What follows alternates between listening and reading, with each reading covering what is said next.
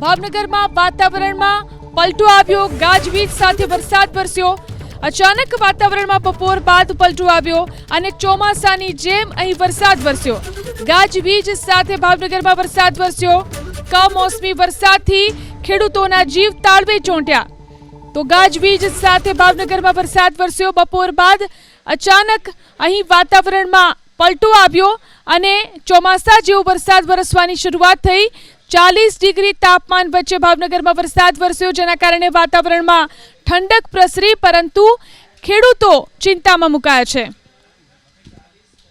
ભાવનગર શહેરની અંદર આકરા ઉનાળાના તાપમાન વચ્ચે ચોમાસા જેવો માહોલ છે તે જોવા મળી રહ્યો છે। બપોર બાદ એકાએક વાતાવરણની અંદર પલટો આવ્યો હતો અને ત્યારબાદ આજે કમોસમી વરસાદ છે તે શરૂ થયો છે, જેના કારણે ખેડૂતોની ચિંતામાં વ્યાપક વધારો થયો છે। ખાસ કરીને જે રવિ પાક હોય છે કે જેમાં આંબાના પાકની અંદર નુકસાની જવાની ભીતિ છે તે સેવાઈ રહી છે। આ સાથે જે ઘઉં હોય છે તેમને પણ ખેડૂતોને વાડીમાંથી લેવાના બાકી હોય છે, એટલા માટે તેમાં પણ નુકસાની જાય તેવી ચિંતા છે તે ખેડૂતોને સતાવી રહી છે। ખાસ કરીને રવિ પાકની સાથે અન્ય પણ જે ઉનાળુ વાવેતર હોય છે તેમાં પણ નુકસાની જાય તેવી ભીતિ સેવાઈ રહી છે। આ દ્રશ્યો છે ભાવનગર શહેરના કે જ્યાં ચોમાસાની અંદર જે અંધારપટ વાતાવરણ હોય છે તે પ્રકારના દ્રશ્યો છે તે જોવા મળી રહ્યા છે। બપોર બાદ આ બીજો રાઉન્ડ છે વરસાદનો કે જેમાં ગાજવીજ સાથે વરસાદ શરૂ થયો હતો અને આ વરસાદે ખેડૂતોની ચિંતા વધારી છે, પરંતુ બીજી તરફ જે 40 ડિગ્રીનું તાપમાન હતું તેની અંદર પણ નોંધપાત્ર રીતના ઘટાડો થયો છે, એટલે કે વાતાવરણમાં ઠંડક પ્રસરી છે, પરંતુ બીજી તરફ જે કમોસમી વરસાદ વરસ્યો છે જેના કારણે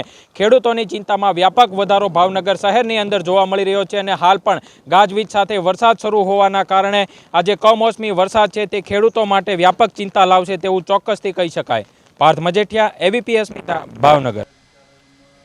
રાજ્યના ખેડૂતો માટે ચિંતાજનક સમાચાર છે। રાજ્યના કેટલાક વિસ્તારોની અંદર છાંટા પડવાનું અનુમાન, ભારે પવન અને ગાજવીજ સાથે છાંટા પડવાની આગાહી। હવામાન નિષ્ણાત તંબાલાલભાઈ પટેલે આગાહી કરી છે। હળવદ, સુરેન્દ્રનગર, ધ્રાંગધ્રા અને મોરબીમાં પણ વાતાવરણમાં પલટાની આગાહી કરાઈ। અમદાવાદ, ગાંધીનગર, પંચમહાલ અને મહીસાગરના વાતાવરણમાં પણ પલટાની આગાહી।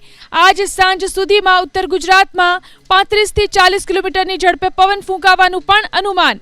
તો ઉત્તર ગુજરાતમાં ભારે પવનને કારણે બાગાયતી પાકોને પણ નુકસાનની ભીતિ।